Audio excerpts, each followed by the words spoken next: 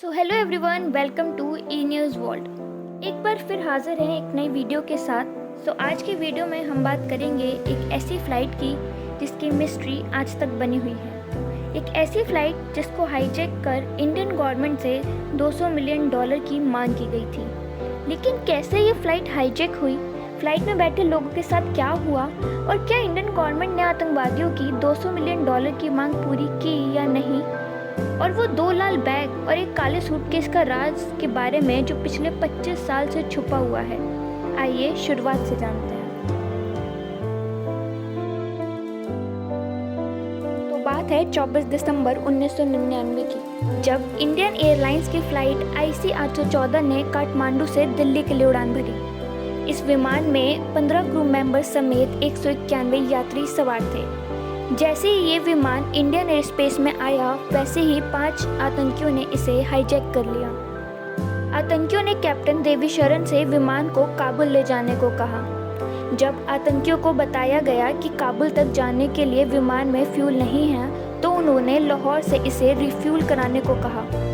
लेकिन पाकिस्तान ने IC 814 को लाहौर एयरपोर्ट पर उतारने की इजाज़त नहीं दी। तब आतंकियों के पास कोई विकल्प नहीं बचा और रिफ्यूलिंग के लिए फ़्लाइट को अमृतसर ले जाया गया। अमृतसर एयरपोर्ट पर IC 814 लगभग 2 घंटे तक रहा, लेकिन फ्यूल भरने में देरी होने के कारण आतंकियों को गड़बड़ महसूस हुई और बिना फ्यूल भरे ही उन्होंने कैप्टन देवीशरण को टेक ऑफ करने को मजबूर किया। देर रात इस विमान को दुबई में रिफ्यूल किया गया। हालांकि दुबई अथॉरिटी ने महिलाओं को विमान से उतारने की शर्त रख दी। इसके बाद आतंकियों ने 27 यात्रियों को रिहा कर दिया। साथ ही रुपिन कत्याल का शव भी उतार दिया, जिनकी हत्या आतंकियों ने कर दी थी। फ्यूलिंग के बाद विमान को कंधार ले जाया गया। उस समय तालिबान का शासन था। कंधार में ये विमान 6 दिन तक रहा। हाईजैकर्स ने यात्रियों को छोड़ने के बदले में 36 आतंकियों की रिहाई और $200 मिलियन की मांग की। भारत ने आतंकियों के साथ बातचीत की, जिनमें तालिबान ने मध्यस्थता की। आखिरकार भारत को 3 आतंकियों अहमद उमर शेख, मसूद अजहर और मुश्ताक अहमद जरगर को रिहा किया, जिसके बाद यात्रियों को छुड़ाया गया। लेकिन इन सब के बीच एक बड़ा सवाल आता है कि रिहाई के बाद ये तीनों आतंकी आखिर कहाँ गए। हाईजैक के बदले छोड़े गए मसूद अजहर ने रिहा होने के बाद आतंकी संगठन जैश-ए-मोहम्मद को नए सिरे संगठित किया। अजहर मसूद ने जैश-ए-मोहम्मद के जरिए भारत को कई जख्म दिए। जैश-ए-मोहम्मद ने ही 13 सितंबर 2001 को भारतीय संसद पर हमला किया था।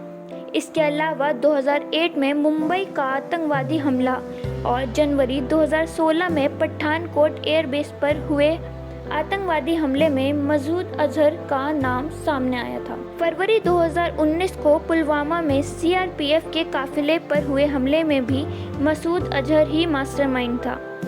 इस हमले में 40 से अधिक जवान शहीद हो गए थे। मसूद अजहर अब भी पाकिस्तान में सक्रिय है। हालांकि 2019 के बाद से उसे किसी सार्वजनिक स्थान पर नहीं देखा गया है। वह भारत में मोस्ट वांटेड आतंकवादियों की लिस्ट में भी शामिल है। मुश्ताक जरगर कश्मीरी कमांडर हैं। मुश्ताक के जैश-ए-मोहम्मद से संपर्क बताए जाते हैं। वह घाटी के युवाओं को भारत के खिलाफ भड़काता और बहकाता है, फिर उन्हें आतंकी संगठनों में भर्ती कर लेता है। उसकी श्रीनगर में संपत्ति थी जो कुर्क हो चुकी है। मुश्ताक जरगर 2019 में कश्मीर के अनंतनाग में हुए आतंकवादी हमले का संदिग्ध है। पुलवामा की तरह इस हमले में भी CRPF के 5 जवान शहीद हो गए थे। मुश्ताक जरगर लगातार भारत को नुकसान पहुंचाने के लिए साजिशें अंजाम देता रहा है। माना जाता है कि 2017 में कश्मीर में हुए ग्रेनेड अटैक की साजिश भी मुश्ताक जरगर ने ही रची थी। माना जाता है कि मुश्ताक अब भी कश्मीर में सक्रिय है। भारत सरकार ने जिस तीसरे आतंकवादी को छोड़ा था, उसका नाम उमर शेख था। रिहा होने के बाद उमर शेख ने ही 2002 में वॉल स्ट्रीट जर्नल के पत्रकार डैनियल पर्ल की हत्या की थी। उमर शेख ने डैनियल पर्ल की हत्या गला रेत कर की थी। सिर्फ यही नहीं, उमर शेख ने इस घटना का वीडियो जारी कर दुनिया भर में सनसनी फैलाई थी। पाकिस्तान की अदालत ने इस जुर्म में उसे मौत की सज़ा सुनाई, लेकिन बाद में उसे महज अपहरण का दोषी माना और रिहा कर दिया गया।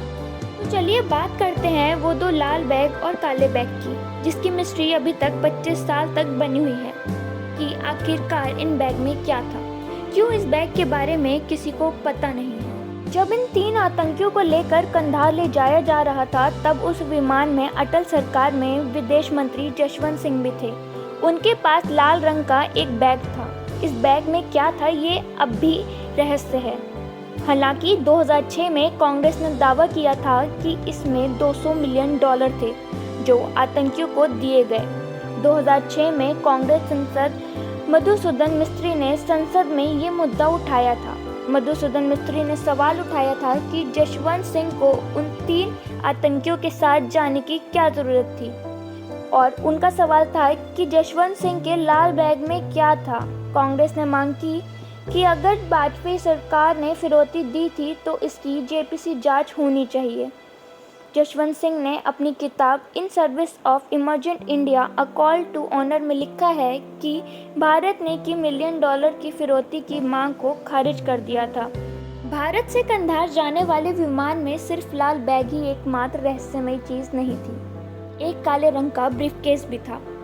वरिष्ठ पत्रकार सुनेत्रा चौधरी ने कई अधिकारियों के साथ बातचीत करने के बाद 2019 में रिपोर्ट दी थी कि जसवंत सिंह के साथ उस विमान में 4 युवा अफसर भी थे, जिन्होंने आतंकियों की सुरक्षा में 2 घंटे बिताए थे। इनमें पूर्व सीबीआई डायरेक्टर एपी सिंह, जो उस वक्त इंडियन एयरलाइंस के सीवीसी थे, एसपीजी के operation incharge Ranjit Narayan, national technical research organisation मौजूदा प्रमुख सतीश झा और महाराष्ट्र के मौजूदा आईजी सुरेंद्र पांडे शामिल थे। सुनेत्रा चौधरी ने बताया था कि उनके साथ उस वक्त एसपीजी कमांडो की भी एक टीम थी। इस रिपोर्ट में कहा गया था कि ब्लैक ब्रीफकेस में $1 लाख थे।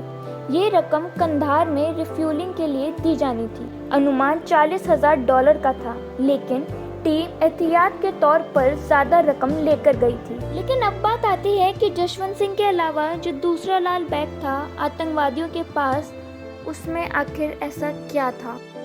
जसवंत सिंह के लाल बैग की तरह ही एक और लाल बैग था, जिसका राज भी अब तक खुला नहीं है। ये लाल बैग आतंकियों का था। इसके बारे में बहुत सीमित जानकारी है। हालांकि कुछ जगहों पर इसे बैग नहीं बल्कि सूटकेस बताया गया है। जसवंत सिंह अपनी किताब के एक चैप्टर में उस लाल बैग के बारे में भी बात करते हैं। जसवंत सिंह लिखते हैं, जिस दिन यात्रियों को छुड़ाया गया उस दिन IC 814 कंधार से बाहर नहीं ले जाया गया। सिंह लिखते हैं कि उस विमान को 8 दिन तक कंधार में रखा गया और उस लाल बैग का रहस्य हमेशा बना रहा। सिंह लिखते हैं, ये लाल बैग क्या था, इसमें क्या रखा था, हाईजैकर्स इसे वापस लेने क्यों आए थे। सिंह के मुताबिक इस लाल बैग का राज तब खुला जब 2001 में तालिबान शासन का अंत हो गया और तालिबानी सरकार ने विदेश मंत्री वकील अहमद मुत्तवकील को गिरफ्तार कर लिया गया। मुत्तवकील वही था जो हाईजैकर्स के साथ भी बातचीत कर रहा था। जसवंत सिंह किताब में लिखते हैं, वो लाल बैग हाईजैकर्स में से किसी एक का था, जिसमें विस्फोटक रखा था और शायद उन आतंकियों के असली पासपोर्ट भी। शायद जल्दबाजी में आतंकी इसे अपने साथ ले जाना भूल गए थे। कुछ हाईजैकर्स मुत्तवकील की लाल पिजेरो में बैठकर वापस आए और उन्हें IC 814 के कार्गो होल्ड में रखे सभी बैग दिखाए गए। ये सब तब हुआ जब सभी बंधक यात्री वहां से जा चुके थे। सिंह बताते हैं कि IC 814 को वापस लाने के लिए एक विमान भेजा गया था, जिसे कैप्टन SPS सूरी उड़ा रहे थे। SPS सूरी ने बताया था कि उस लाल बैग में ग्रेनेड थे।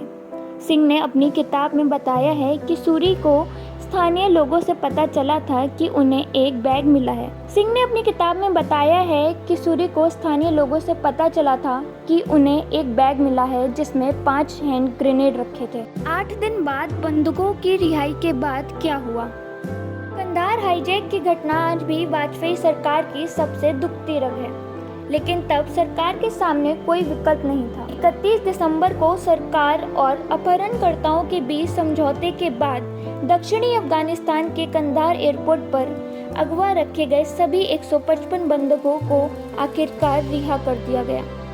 31 दिसंबर 1999 की रात ही फ्लाइट 814 के छोड़े गए बंधकों को एक विशेष विमान से भारत वापस लाया गया।